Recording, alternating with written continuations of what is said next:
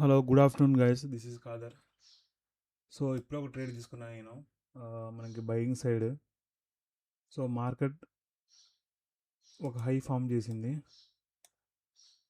Then lower low ఫార్మేషన్తో down side వచ్చింది మనకి. సో మార్కెట్ రివర్సల్ పాయింట్ అనమాట. ఈ రెండు రివర్సల్ పాయింట్స్ మార్కెట్ మొత్తం కాకుండా ఫర్దర్ ఒక మూవ్ అయితే వచ్చింది అప్ సైడ్. ఆ బేస్ మీద రివర్సల్ టోటల్ బయింగ్ అనుకోవట్లేదు, ఒక మూమెంట్ వరకు క్యాప్చర్ చేద్దాం అనుకుని ఒక బయింగ్ ట్రేడ్ తీసుకున్నాను నేను. మార్కెట్ కంటిన్యూస్ బయింగ్ సైడ్ వెళ్తుంది. మార్కెట్ ఓపెన్ అయింది, కంటిన్యూస్ అప్ సైడ్ వెళ్ళింది. సో ఇక్కడ ఒక హై ఫామ్ చేసింది.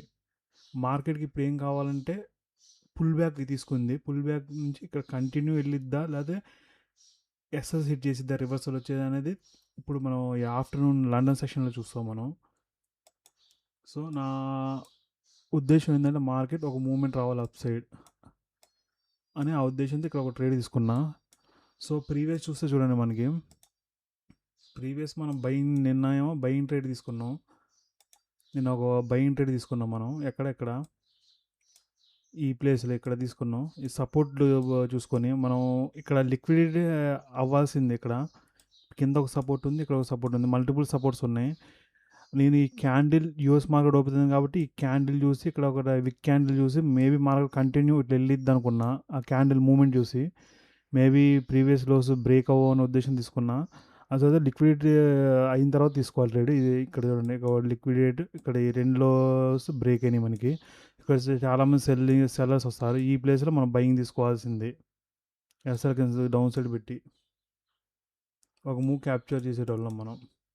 సో మనం తీసుకున్న తర్వాత ఎస్ఆర్ హిట్ అయ్యి మార్కెట్ కన్సోలిడేట్ తీసుకుని మార్కెట్ మూవ్మెంట్ వచ్చింది బయింగ్ సైడ్.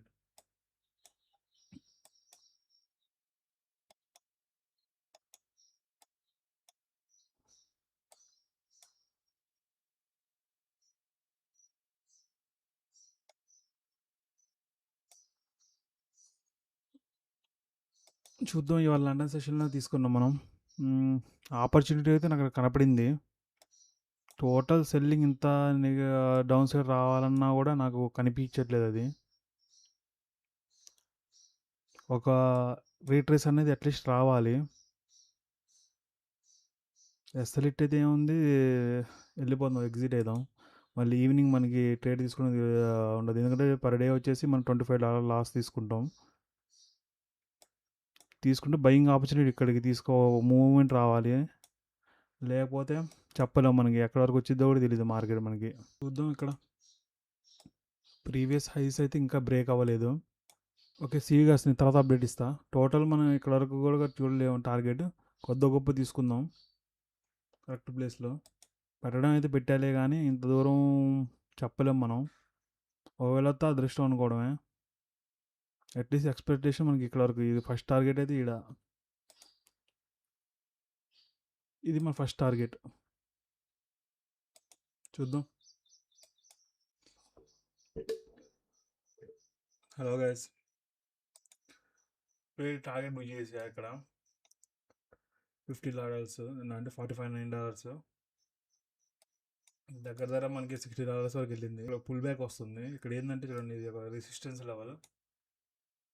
ఇక్కడ కొంచెం ఎందుకో రిస్కీ అనిపించింది. ఒకవేళ సెల్లింగ్ ఎలా అంటే మార్కెట్ ఇక్కడ నుంచి ఒక మూవ్ కూడా వచ్చే ఛాన్సెస్ ఉంది. లేకపోతే అప్ సైడ్ వచ్చి డౌన్ సైడ్ వచ్చి రావచ్చు, లేకపోతే కంటిన్యూ వెళ్ళొచ్చు. సో ఇక్కడ మనకు ప్రాఫిట్ 1:2 కనిపిస్తున్నప్పుడు మనం ఎందుకు వదిలేయాలి.